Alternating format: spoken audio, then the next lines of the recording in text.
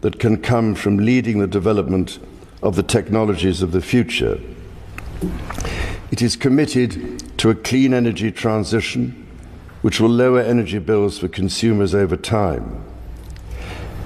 A bill will be introduced to set up Great British Energy, a publicly owned clean power company headquartered in Scotland, which will help accelerate investment in renewable energy such as offshore wind. Legislation will be brought forward to help the country achieve energy independence and unlock investment in energy infrastructure. A bill will be introduced to support sustainable aviation fuel production. My government recognises the need to improve water quality, and a bill will be introduced to strengthen the powers of the water regulator. My government will seek to strengthen the border and make streets safer.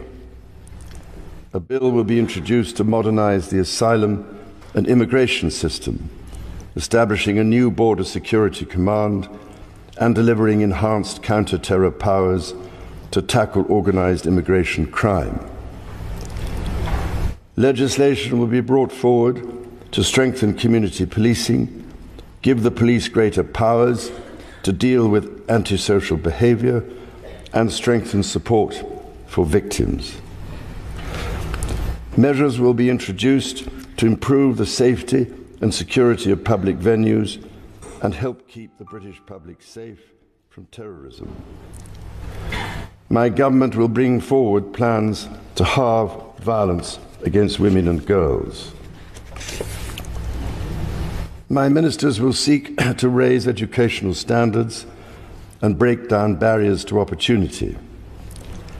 Action will be taken to get people back in employment following the impact of the pandemic.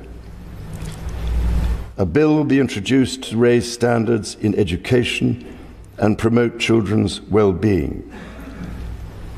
Measures will be brought forward to remove the exemption from value-added tax for private school fees, which will enable the funding of 6,500 new teachers. My government will establish Skills England, which will have a new partnership with employers at its heart, and my ministers will reform the apprenticeship levy. Legislation will be introduced to give greater rights and protections to people renting their homes, including ending no-fault evictions and reforming grounds for possession. Draft legislation will be published on leasehold and commonhold reform. A bill will be introduced to establish an independent football regulator to ensure greater sustainability in the game and strengthen protections for fans. My government will improve the National Health Service as a service for all, providing care on the basis of need, regardless of the ability to pay. It will seek to reduce the waiting times, focus on prevention, and improve mental health provision for young people. It will ensure mental health is given the same attention and focus as physical health. My ministers will legislate to modernize the Mental Health Act so it is fit for the 21st century. A bill will be introduced to progressively increase the age at which people can buy cigarettes and impose limits on the sale and marketing of vapes. My ministers will also legislate to restricted advertising of junk food to children, along with the sale of high caffeine energy drinks to children. A draft bill will be brought forward to ban conversion practices. My government will take steps to help rebuild trust and foster respect. Legislation will be brought forward to introduce a duty of candour for public servants. A bill will be introduced to establish a statutory Armed Forces Commissioner to act as a strong, independent champion for our gallant armed forces and their families. Legislation on race equality will be published in draft to enshrine the full right to equal pay in law.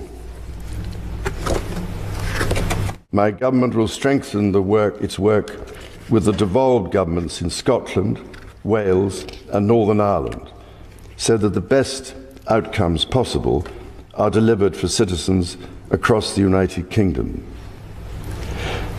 My ministers will establish a new Council of the Nations and Regions to renew opportunities for the Prime Minister, heads of devolved governments and mayors of combined authorities to collaborate with each other.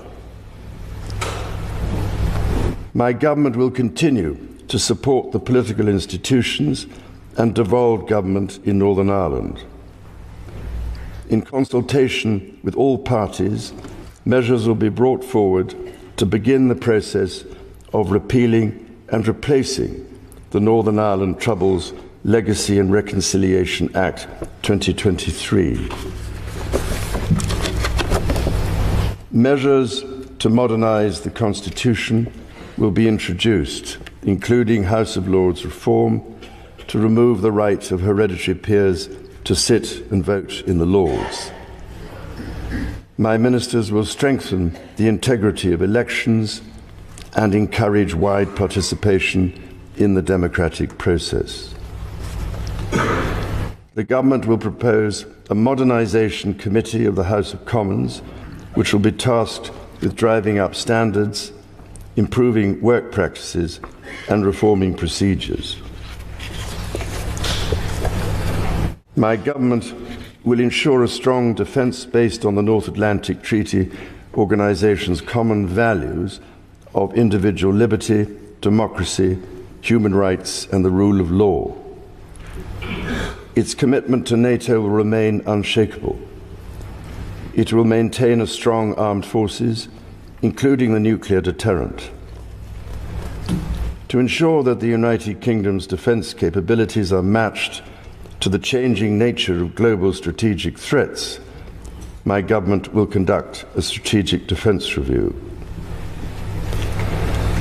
My government will continue to give its full support to Ukraine and its people, and it will endeavour to play a leading role in providing Ukraine with a clear path to NATO membership. My government will seek to reset the relationship with European partners and work to improve the United Kingdom's trade and investment relationship with the European Union. My ministers will seek a new security pact to strengthen cooperation on the mutual threats faced by the United Kingdom and the European Union. My government will play its part in trying to secure long-term peace and security in the Middle East. It is committed to a two-state solution with a safe and secure Israel alongside a viable and sovereign Palestinian state. Later this week, my government will host the European Political Community meeting at Blenheim Palace. The Queen and I look forward to our visit to Samoa alongside the Commonwealth Heads of Government meeting in October and our visit to Australia. Members of the House of Commons, estimates for the public services will be laid before you. My Lords and members of the House of Commons, other measures will be laid before you. I pray that the blessing of Almighty God may rest upon your councils.